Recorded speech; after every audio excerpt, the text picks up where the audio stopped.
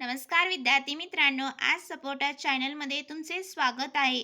20 February 2026 रोजी होणारा मराठी या विषयाचा पेपर बोर्डाच्या परीक्षेत कसा सोडवायचा याविषयी आपण मागील व्हिडिओमध्ये विभाग 1 गद्य, त्यानंतर दुसरा देखील जो विभाग पद्य आहे व तिसरा जो स्थूल वाचनाचा पाहिला होता आणि आपण आता विभाग जो 4 भाषा अभ्यास देखील त्यामध्ये पाहिला होता. आणि आज आपण काय पाहणार आहोत तर विभाग 4 जो असणार आहे, आज जो असणार आहे तो देखील व्याकरणाचा असणार आहे, जो 8 मार्क्ससाठी असणार आहे.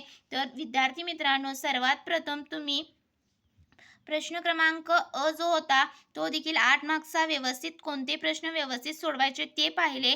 तर देखील 8 मार्क्स असल्यामुळे पहिला जो असणार आहे तो शब्द संपत्तीवरती असणार आहे, ज्यामध्ये तुम्हाला शब्दसमूहाबद्दल एक शब्द लिहा, समानार्थी शब्द, विरोधार्थी शब्द किंवा वचन ओळखून लिहा, त्यानंतर एका शब्दापासून अनेक शब्द तयार करा.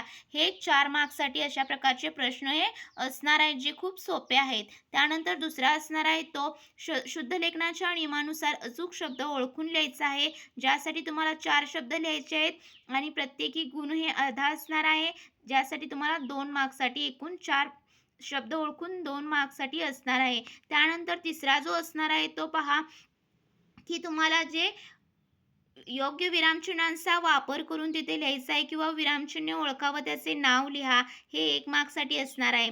आणि चौथा जो असणार आहे तो पारिभाषिक शब्द असणार आहे, ज्यामध्ये तुम्हाला एखादा 2 पारिभाषिक शब्द देतील, प्रत्येकी गुण किती अर्धा असणार आहे आणि तुम्हाला त्याचे मराठीत हे व्यवस्थित लिहायचं आहे. तो शब्दाला मराठीत काय म्हणतात तर लिहायचं आहे, ते 1 मार्क्ससाठी असणार आहे. तर अशा तऱ्हेने पहा विद्यार्थी मित्रांनो, विभाग 4 भाषा अभ्यासचा जो 16 मार्क्सचा प्रश्न होता त्यासाठी तुम्ही 30 ते 35 मिनिटे द्यायची आहेत.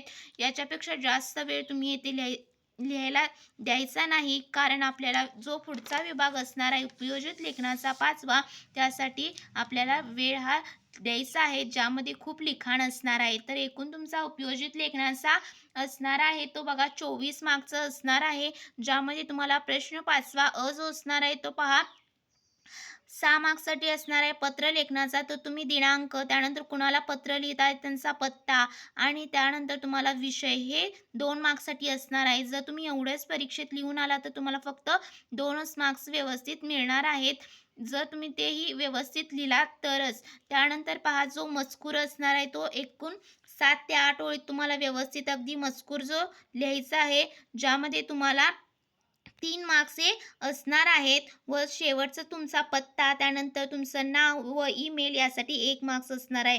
तर अशा तऱ्हेने तुम्ही व्यवस्थित अगदी पत्र, जर विषय व्यवस्थित दिनांक ते लिहायला विसरायचे नाही, जर लिहिला तर तुम्हाला 6 पैकी 6 मार्क्स हे मिळणार आहेत. आणि विषय खूप 2 ते 3 ओळीत लिहायचा नाही, तिथे तुम्हाला 0 मार्क्स मिळतील. त्यामुळे तिथे तुम्ही 2 ते 3च शब्दात तुम्हाला विषय हा लिहायचा आहे, ज्यामुळे तुम्ही पैकीच्या पैकी मार्क्स हे मिळवणार आहेत पत्रलेखनामध्ये. त्यानंतर पहा दुसरा जो असणार आहे प्रश्न 5वा मधला पहिला असणार आहे तो जाहिरात लेखनाचा असणार आहे, जो तुम्हाला किती 5 मार्क्ससाठी असणार आहे. त्यामध्ये तुम्ही पाहू शकता इथे जाहिरात केलेली आहे शालेय गणवेशाची. तर तुम्हाला व्यवस्थित अगदी आकृत्यांचा वेगवेगळा वापर करून तुम्ही जर लिहिला तर तुम्हाला इथे मार्क्स ही पैकीच्या पैकी मिळतील. त्यामध्ये तुम्ही तुमचा पत्ता, ईमेल ID, संपर्क लिहायला विसरायचे नाही, ज्याला देखील मार्क्स हे असतात. त्यामुळे तुम्ही पाहू शकता अट्रॅक्टिव्ह तुमची जाहिराती वाटली पाहिजे. त्यानंतर 5वा जो असणार आहे जो तुमचा 5वा मधला दुसरा असणार आहे तो बातमी लेखनाचा असणार आहे. तर त्यामध्ये तुम्हाला एखादा विषय देतील, त्यावरची बातमी लिहायला सांगतील, ज्यामध्ये तुम्हाला त्या ठिकाणाचे नाव काय आहे, कोणत्या शहरातून ही बातमी घडलेली आहे, त्याचे नाव आणि दिनांक लिहायला विसरायचे नाही. तर पहिला जो परिच्छेद असणार आहे त्यामध्ये तुमची जी बातमी असणार आहे त्याचं मेन जे टॉपिक इंट्रोडक्शन असणार आहे आणि त्यानंतर त्या खालच्या परिच्छेदामध्ये त्याचं विश्लेषण आहे. तुम्हाला 2 पॅरेग्राफ किंवा 3 पॅरेग्राफ्समध्ये लिहायचं आहे, ज्याला तुम्हाला किती 5 मार्क्ससाठी हे बातमी लेखन असल्यामुळे हेडिंग लिहायला विसरायचे नाही. त्यानंतर ठिकाण, त्यानंतर तुम्हाला दिनांक व्यवस्थित अगदी लिहायचा आहे. बातमी लेखनामध्ये देखील तुम्हाला 5 मार्क्स हे असं जर लिहिला तर तुम्ही मिळवालच. त्यानंतर पहा विद्यार्थी मित्रांनो, प्रश्न क्रमांक 5 जो असणार आहे तो निबंध लेखनाचा असणार आहे आणि ज्यासाठी तुम्हाला किती तर 8 मार्क्स हे देण्यात येणार आहेत. तर तुम्ही पाहू शकता वैचारिक किंवा तुम्ही आत्मकथनात्मक जो तुम्हाला निबंध सोपा वाटेल तो तुम्ही निवडून, विषय निवडून तो व्यवस्थित अगदी लिहायचा आहे. आणि निबंध लिहिताना तुम्ही जर वैचारिक लिहिला तर तुम्ही कोणतीही छोटीशी कविता, त्यानंतर तुम्ही कोणत्याही म्हणींचा, वाक्यप्रचारांचा यामध्ये उपयोग करू शकता आणि ज्यामध्ये तुम्हाला तुमच्या मार्क्समध्ये देखील वाढतील आणि तुमच्या मार्क्समध्ये देखील वाढ होणार आहे. तर इथे पाहू शकता झाडे लावा देश वाचवा. यामध्ये सुरुवात कशी खूप आकर्षक केलेली आहे. हमसे जो टकराएगा मिट्टी में मिल जाएगा, हमारी मांगे पुरी करो, पेड़ तोडना बंद करो.